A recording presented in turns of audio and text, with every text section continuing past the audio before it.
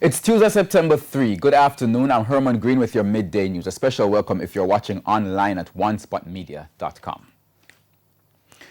We begin with an update on Hurricane Durian, which is still impacting the islands of the Bahamas. Officials still have the fatality count at 5, but the unconfirmed reports suggest it could be higher. There's also a warning for residents in Freeport, Grand Bahama, that precautions still need to be taken as Hurricane Durian is still in the area. For the latest, we join the Bahamas ZNS network.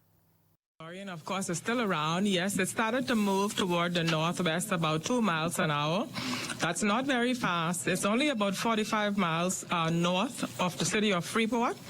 Like I said, hurricane winds and hurricane wind gusts we're still experiencing across Freeport periodically, particularly when showers come across. And of course, we have sustained strong tropical storm force winds, which can mean falling branches are still possible. The ground is very saturated, so trees can easily be toppled. So if you're on the road driving, your car can be impacted if a falling tree happens at the time when you're going by. Please just wait it out. The system will slowly move away, and it's going to get better as we go into this afternoon and overnight. And tomorrow will be a new day. And probably we'll only have the weaker tropical storm force winds, and maybe we can move about once we get the all clear sign. But until the all clear sign is given, everyone should remain indoors. Like the NEMA official said, help is on the way. And just remember, Durian is still only about 45 miles north of the area. And in news back home, blood continues to run on the streets of St. James despite the imposition of a state of emergency and increased military presence in the parish. Just this past weekend, at least 4 persons were shot dead, which has pushed the tally of murders in St. James since the start of the year to 91, leaving residents asking why. TVJ's Kirk Wright reports. A cloud of fear which once gripped the parish of St. James is slowly returning as the rate of murders continues to increase. For security consultant Robert Finzi-Smith, the recent murders show a lack of regard for any type of security measure which is instituted by the government. He says the perpetrators of crime are no longer afraid of being caught or identified. Mr. Smith says what is needed is an improved measure to deal with crime, but that the measure, he says, may hurt the tourism product. His suggestion: a lockdown of the parish. It means that you don't touch. It means that you just bam, and you just start invasively going to where you know these places to be, because you have intelligence. If you don't, be in really serious trouble. And you start scraping up people in terms of, call it draconian. If Delia knows I'm a criminal, and Delia harbors me in her house, there is a charge for that. But you can enlarge on it by saying that if Delia owned the house, you forfeit it. That stance by Mr. Smith, however, leads to questions of abuse of human rights. I'm not saying just throw away human rights, but there are laws that say you have done this wrong. It's just a matter of what the penalty is. If you harbor me and you own the house, I now own the house because you have used the house to facilitate a criminal. And you must understand that my father, God rest his soul, said, Master, you can do anything you want, as long as you're willing to live with the consequences. In the meantime, Mr. Smith has blamed Jamaica's crime situation on the response of the authorities to lawlessness and give a chance mentality. It's a sore that broke out on the body of Jamaica because symptoms are running elsewhere. Man running donuts in the middle of the road, and we treat it that way. When your security forces and their approach becomes almost farcical, you have a problem. And these things people don't want to speak about because it's impolite. For Montego Bay's Mayor Homer Davis, the crime situation needs to be put under control once and for all. It's quite untenable for these things to be happening in these communities, which are very quiet, very disciplined communities, so we don't expect this type of behavior in our communities. Kirk Wright, TVJ News. There's a declaration this afternoon that the Integrity Commission must be given a fresh start following the resignation of its chairman. Justice Carl Harrison yesterday confirmed he had resigned as chairman after 16 months on the job. His resignation took effect on August 31, a day before Acting Director of Corruption Prosecutions at the Integrity Commission, Dirk Harrison, went on retirement. Executive Director of the National Integrity Action, NIA, Professor Trevor Monroe, says a review of the Integrity Commission Act is needed to build confidence in the commission. What is now required is for both the government and the opposition to collaborate, to come together in much the same way as they work together to establish this commission, to promptly set up the committee of both houses of parliament, provided for in section 60 of the law, to conduct the first full review of the act. Professor Monroe says submissions should be invited from the public. He also says recommendations made by the commissioners should be considered. He insists this review must be carried out urgently. Especially in the context where the commission itself, after serious and intensive investigations, has produced a report on Petrojam, which is now going to be languishing in thin air, since there's no director of corruption prosecution to which the report is supposed to be referred, and the commission now lacks a chairman to provide the necessary leadership. So the urgency of reconstituting, of amending the law, and coming up with a more effective set of operations as well as legislative provisions cannot be overstated. Almost a month after the Industrial Disputes Tribunal, IDT, intervened in disputes surrounding special allowance payments for immigration officers, the National Workers Union, NWU, says it's expecting a favorable ruling soon. In early August, immigration officers called in sick, disrupting operations at the ports. They agreed to return to work following a meeting at the Ministry of Labor. NWU General Secretary Granville Valentine says he is comfortable and confident that the workers will benefit from the IDT ruling. We are preparing our brief, and it's a reasonable expectation that it will be expedited. It will be treated in a particular way based on the sensitivity of that. And we know that we have a very good case. We have a 90-10% case in the favor of the workers. So we have the view that it will be settled as soon as possible, and the workers will be happy. The IDT, we have every trust and confidence in them, and we know of the history, and we know that justice usually prevails there, and we will be satisfied with whatever position come out of the IDT. And we now take a break here on the Midday News, but stay with us. Your news continues after these messages.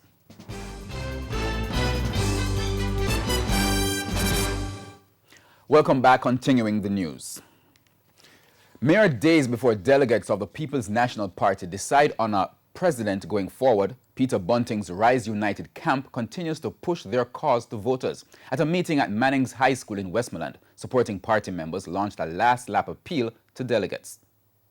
While acknowledging the strength and importance of the top brass of the PNP, supporters of Peter Bunting's Rise United camp are fine-tuning their focus ahead of the September 7 vote. Our party is a party where the power does not reside at the top with the big trousers men. It resides with the grassroots, in the communities, with our delegates.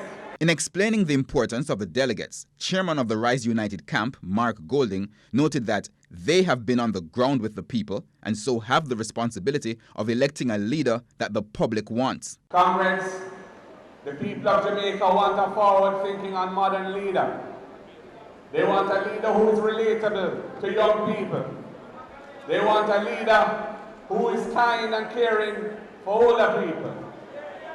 They want a leader who can communicate with the modern technology, who is comfortable with it. They want a leader for the 21st century. Supporters of the incumbent have listed Dr. Peter Phillips's years and contribution to the party as one of the reasons that he should remain as president. Mr. Bunting's supporters all lauded Dr. Phillips for his role in building the PNP, insisting that the Rise United challenge is not about belittling his past contributions. However, they say it's time to look to the future. Comrades, it cannot be right that we accept a situation that we must lose an election because one individual deserves a chance. Not so. Everywhere we go, people tell me, say, him have a better chance to be Andrew Holmes than Dr. Peter Phillips. If you like Dr. Phillips,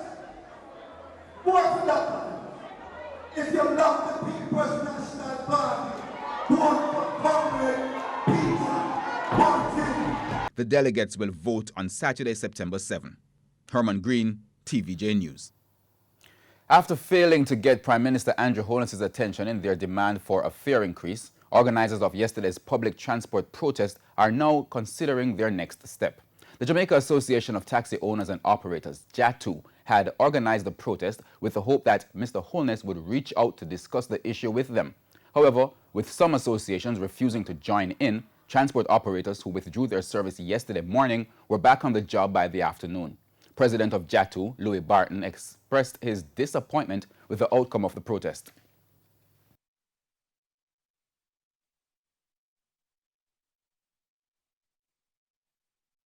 I'm one of those people who like to read history, and I probably can empathize with Paul Bogle when he went to meet with the Prime Minister and the Governor, and he was not seen, not listened to, and he had to go back to his constituents and say, well, I didn't meet with the Governor, he didn't want to talk to me. That's the type of feeling that we get now. We wanted to talk to the leader. He didn't want to talk to us. Mr. Barton says he does not know what JATU's next move will be. The other organizations and see what is happening. There was I think it's the secretary for the NCOTA, which is the Rural Taxi Umbrella Group, Route Taxi Umbrella Group. They say that they have a meeting or they're in negotiation with the Prime Minister. I'm hoping that those negotiations will affect the entire transport sector. So we'll probably have to call them and find out what is happening, where do they go, what is the next step. It was not all smooth sailing on Monday morning for motorists in the corporate area, as they were greeted with a number of traffic changes. Among them, the usage of the overhead bridge located in Portia Simpson Miller Square. TVJ's O'Shane Masters tells us more. Last-minute efforts by the National Works Agency NAA over the weekend led to a number of the legacy projects opening up for the morning rush traffic at the start of a new school year yesterday. But what was slated to be an easy maneuver for the motoring public caused frustration for a number of them. Our news team was on the road and observed traffic backed up on the overhead bridge. It's worse on September the 9th when the road then blocked first, because when you touch Walton Park, it don't make no sense. Over the bridge, I creep, the vehicle them a creep. Why I don't really know where I go on, because it's a foolish. This can't work. This just can't work. Why can't work? Why are you frustrated? Talk to us about it. All right, they have a stoplight way down there, block up everything. If you have a stoplight down there and the bridge just built, that can't work. It don't make no sense them do all of this and it still have traffic. Motorists also took issue with the closure of Chesterfield Drive by the National Works Agency. Yeah, this is stupidness. This is crap, because you should make the man and put something in preparation long before the back to school this morning. So you should have done last week to be sure the school has reached the school as well. But it's not good. Because we're burning more gas and we are late for work. You understand? The NAA said that the drive was closed to prevent challenges for motorists exiting the Portmore Toll Road and wanting to use the overhead bridge to get to Half a Tree. In the meantime, the NAA says more traffic management measures are to be implemented along Spanish Town Road. There will also be changes to traffic signals. NAA Communications Manager Stephen Shaw says this should help to reduce traffic stalls along the thoroughfare. Along Spanish Town Road, when persons go over the new bridge at 3 miles. So the lights at Development Road, we have rehearsed the timings there. So too at Waltham Park Road and at East Avenue, Industrial Terrace, and the traffic system that we have just outside of the St. Andrew Technical High School. Another cause for concern: students and other pedestrians who had to make their way across a busy thoroughfare and over these medians to go about their business. One person who spoke to our news team said a pedestrian crossing was there, however it was not convenient at that location. O'Shane Masters, TVJ News.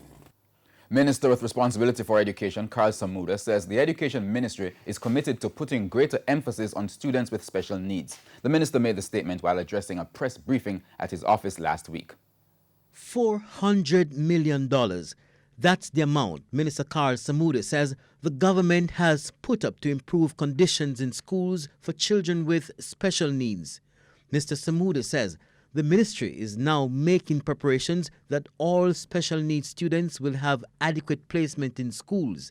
And he says they've built special centers across the island to cater to the increasing number of students now emerging with these needs. Every day you get another example of a student who has capacity for learning, who has the potential, but they have a physical impairment. And because of the physical impairment, they may get off to a slow start. And that is compounded by the teasing that they have to endure, which gives them a complex and hinders them from really pursuing their objectives in an enthusiastic way. Permanent Secretary in the Ministry of Education, Grace McLean, says even with the specialized centers in place, some parents have concerns with where their children are placed. We have some difficulty in terms of some preferences that some of the parents may require, and in some cases too we have to match the children with depending on where they live. So you would not want to place children who live in Spanish Town in Kingston. So there has to be almost like a school by school assessment to match each student accordingly. The Permanent Secretary says there are about 35 specialized schools that now cater to special needs students and another 22 schools where the ministry has purchased places. Mr. Samuda says he will be ordering an audit to determine the schools where children with special needs have difficulty with access. And I think we should immediately set about eliminating that problem in all our institutions, for both teachers and students. There needs to be more focus on how we treat with the handicapped. Kirk Wright, TVJ News. Small businesses are being told they may have to change their traditional payment channels if they want to make it in the digital world. CEO of Color digital marketing firm, Danny Sanchez Mola, says global customers are more likely to complete transactions with payment brands they are familiar with. TVJ's Andrew Laidley reports. Digital marketing is bringing merchants and consumers closer together. But CEO of Color digital marketing firm Danny Sanchez Mola says getting consumers to give their credit card information to local banks presents a challenge. That's why he's encouraging small businesses to switch to a worldwide online payment system like PayPal. I'm not a known brand as a micro business. They don't really know me yet. So we are open, obviously, to exploring alliances with local banks.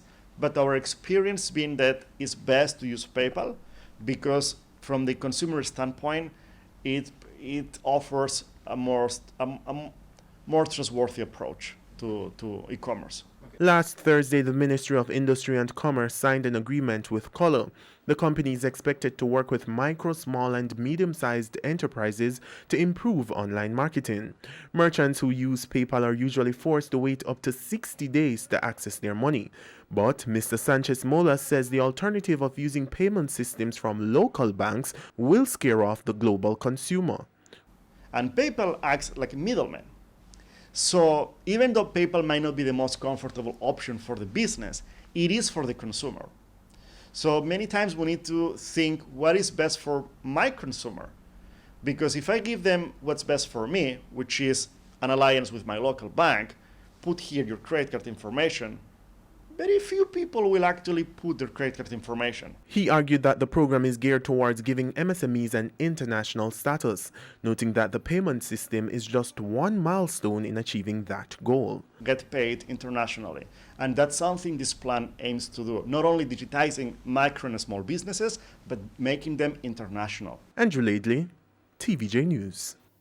And that's all the time we have for the midday news. But remember, primetime news is at 7. On behalf of the news, sports, and production teams, I'm Herman Green. Good afternoon.